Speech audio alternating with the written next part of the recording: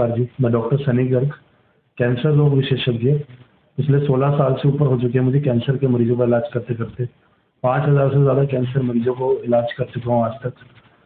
Banaras Hindu university से पहले MBBS MD की पढ़ाई करी, फिर किदवई कैंसर इंस्टीट्यूट से DM करके पिछले 8 साल से ऊपर हो गए मुझे दिल्ली NCR में अलग अलग अस्पतालों में काम करते हुए। और आज मैं अब हमने कुछ समय पहले ही अपना एवरोप ऑन्कोलॉजी के नाम से एक कैंसर सेंटर की शुरुआत करी है। तो ये हम चेन ऑफ कैंसर सेंटर्स की तरह आगे लेके जाने का हमारा इंटेंट है। तो पहले बात करें कैंसर के बारे में। कैंसर है क्या? कैंसर एक ऐसी बीमारी है जिसमें शरीर के अंदर किसी एक जगह से अनकंट्रोल्ड सेल प्रोलिफरेशन या ग्रोथ होती है और वो नॉर्मल बॉडी के कंट्रोल मैकेनिज्म से एस्केप कर जाती है, तो वो गांठ का रूप ले लेती है। तो अर्ली स्टेजेस में वो गांठ अपनी जहाँ से निकलती है, उत्पन्न होती है, वहीं पर सीमित रहती है। बट जैसे जैसे स्टेज एडवांस होती है वो आसपास के एरियाज में, लिम्फ नोड्स में और एडवांस स्टेजेस में वो दूसरे अंगों में भी फैल जाती है।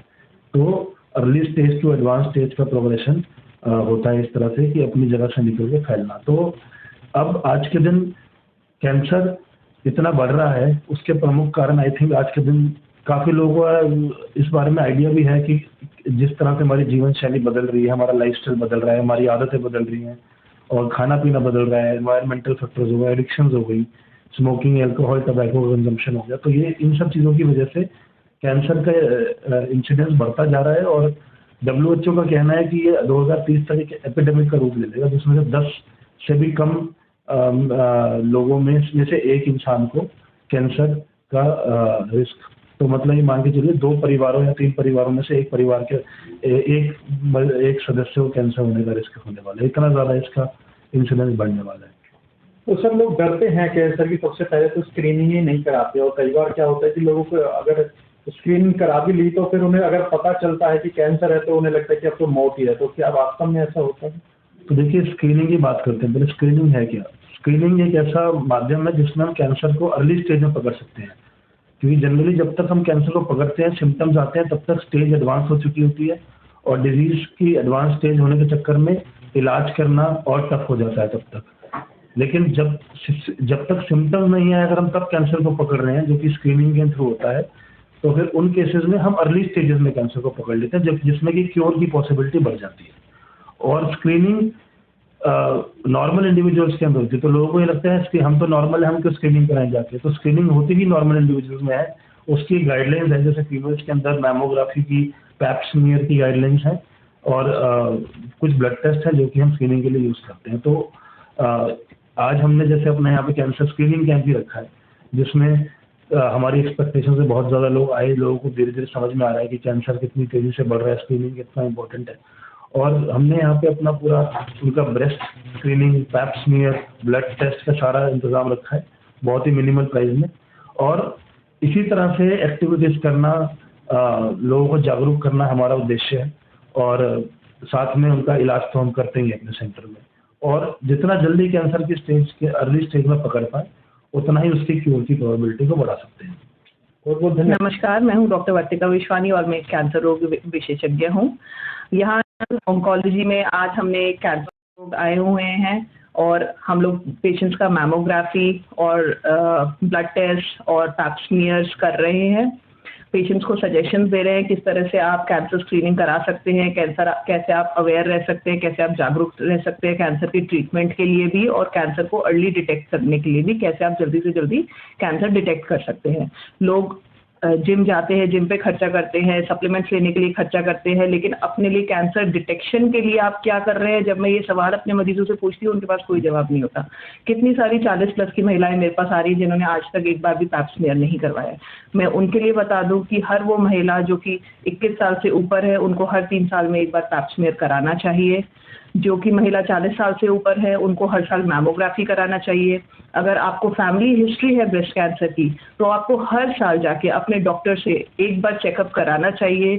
सेल्फ एग्जामिनेशन ऑफ ब्रेस्ट करना चाहिए। कैसे करना चाहिए? एक बार जाके आप अपने डॉक्टर से ज़रूर मिलें और स्पेसिफिकली कैंसर रोग विशेषज्ञ से मिलें। मैम, कई बार कहा जाता है कि शरीर में कोई गांठ है तो वो कैंसर का रूप ले सकती है। क्या शरीर की हर गांठ कैंसर बन सकती है?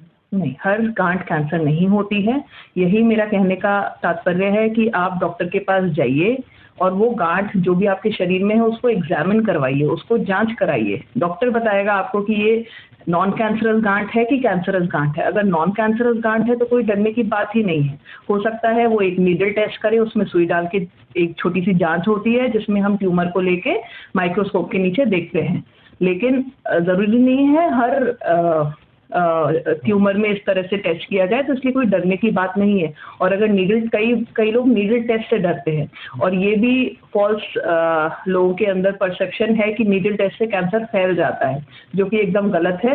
नीडल टेस्ट यानी कि बायोप्सी करना एकदम सेफ इन्वेस्टिगेशन है, जो कि आपको डिफ्रेंशिएट करवाएगा कि कैंसर फैलने वाला है, यानी कि ट्यूमर फैलने वाला है मतलब कैंसर है, या फिर वो नॉन कैंसरस है।